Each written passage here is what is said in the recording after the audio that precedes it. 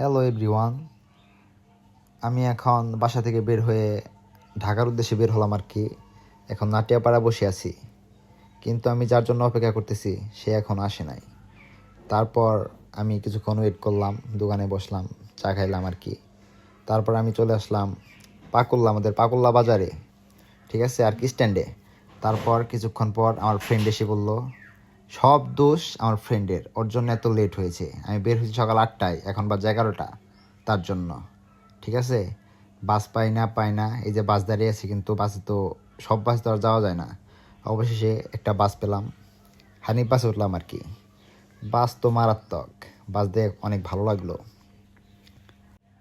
এর একটা সুবিধা কি, সব জায়গায় ব্রেক করে না, যাত্রী আর কি জায়গায় জায়গায় ওঠানামা করে না, এর একটা সুবিধা। তার জন্য আমরা এটার জন্য ওয়েট করছি যে হানিফ একটা আসবো, তার মধ্যে আমরা বাসে উঠে পড়বো আর কি।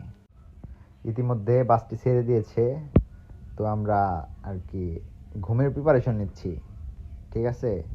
এরপর আমি প্রকৃতির এই সুন্দর পরিবেশ দেখতে দেখতে যাচ্ছি। কি মনোরম দৃশ্য, এটা না দেখলে হয় না আর কি। আর বাসে যদি জানালার পাশে না বসি তাহলে তো আমার হবে না, কোনোভাবেই না।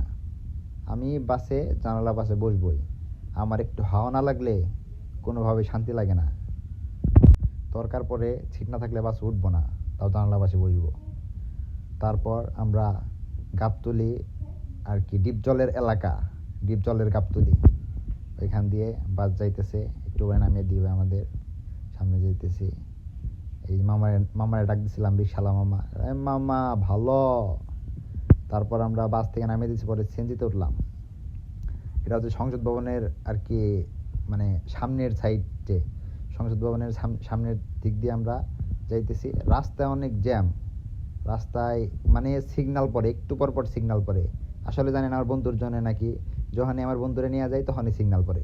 আসলে আমার কপালটাই খারাপ, বন্ধু লগে থাকলেই সিগন্যাল পড়ে, যখন আমি একা থাকি তখন তো পড়ে না।